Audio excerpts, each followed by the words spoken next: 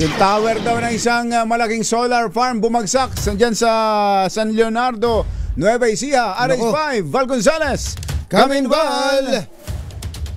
Jerry at Anthony, sa kasagsagan ng malakas na pagbayo na hanging dala nitong si Super Typhoon O1 ay bumagsak itong isang bahagi ng tower ng Terra Solar Philippines Incorporated. Ito'y tinatayo pa lamang, hindi pa ito nag-ooperate. Itong Terra Solar Power Philippines Incorporated na ito na nasa bahagi ng Gapan, Nueva Ecija. Pero yung bumagsak na isang tower nito, yung grid line nito, yung pinaka-tower ay dito sa San Leonardo, kahabaan ng Maharlika Highway, Barangay Castellano, San Leonardo, Nueva Ecija. Kagabi ito bumagsak sa Jerry Anthony at ito ay naayos naman na sa mga oras na ito. Yung mga kable na nagkalat doon sa daan na naging sanhi nung pagkakatigil doon sa pagdan ng mga sasakyan na kagabi ay maayos na, kaya mga nadadaanan na itong lugar na ito. Ito yung report na inilabas ng Office of the Civil Defense Region 3 ngayong umaga. Itong pagbagsak ng isa sa mga tower na ito ng Terra Solar Philippines.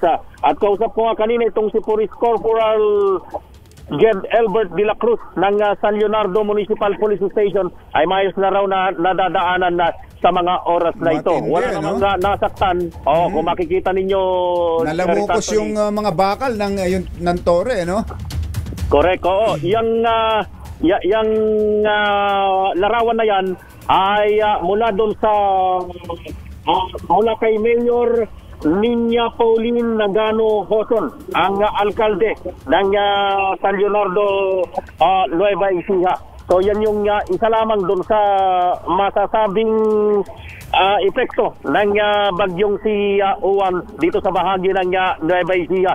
Sa kabuuan, batay sa report ng Office of the Civil Defense na inilabas ngayong alas 6 ng umaga, Jerry Anthony, ay wala namang mga casualties, walang malalaking pinsala, maliban na lamang doon sa ilang pagtumba ng mga puno dito sa may bahagi ng Pura Tarlac, dito sa may bahagi ng Olongapo City, meron din bumagsak na puno, at maging dito sa may bahagi ng Butolan, Zambales, merong reported na bumagsak na puno. At yun lamang, maliban dito sa may itong solar farm na ito, malaking solar farm na ito na ginagawa, ay bumagsak yung isang bahagi nito na nandyan sa bahagi ng San Leonardo, Nueva Ecija. Meron ding reported na baha, Jerry Anthony, dyan sa may bahagi naman ng Obando, Bulacan, batay sa report ng Office of the Civil Defense, at yung landslide dyan sa bahagi ng Dipakulaw, dyan sa may highway, dyan sa may bahagi ng Dipakulaw sa Aurora. Kami nandito ngayon, kung makikita ninyo, Jerry Anthony, etong saan ba yan? Valdepuente Bridge. Valdepuente Bridge. Sa tulay ng Valdepuente, ang tawag dyan, tongue twiste, tulay ng Valdepuente. Correct, sa Cabanatuan. Cabanatuan. Kanina, nung nandito kami, nung unang nandito kami kanina, nung ako'y nag-report dito sa kay Kuya Angel, ay wala pa itong tubig na ito. Wala pa itong tubig na ito na nandito. Yung pinakailog kasi, Jerry at Anthony, ay doon pa sa may gawiron, yung mayroon talagang tubig. Kanina ay wala pa ito, pero sa loob ng nakalipas na oras ay isang hanggang 2 oras ay ganito na, umabot tumataas ang tubig. Tumataas itong tubig. Itong tubig na ito ay tumataas. Yung mga binabaha dito sa may bahagi ng Peñaranda, yung binabaha dito sa may bahagi ng Valdepuente, ay nangangamba sila. Pero kung titingnan yung mga residente, may mga nakausap ko kanina, hindi pa raw sapat itong tubig na ito para pabahain yung kanilang mga kabahayan. Base doon sa experience nitong mga kababayan natin dito sa Cabanatuan City sa Nueva Ecija. Val, mukhang mag-iikot ngayon dyan si Secretary Vince Dizon sa Region 3, particularly sa Apalit, Pampanga, para sa clearing. May mga clearing operations na gagawin. Si Secretary Vince Dizon mismo kasama.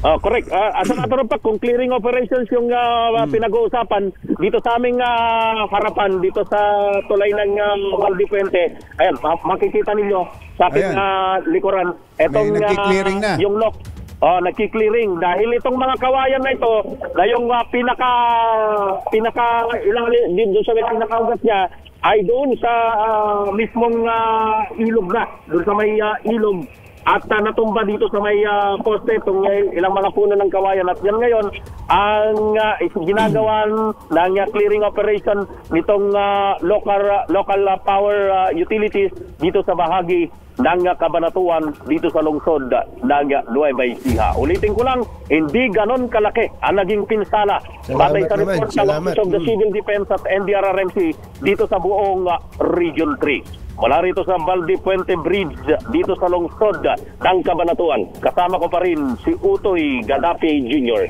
Ako si Val Gonzales, DJ Ray, una sa Pilipinas, una sa Pilipino.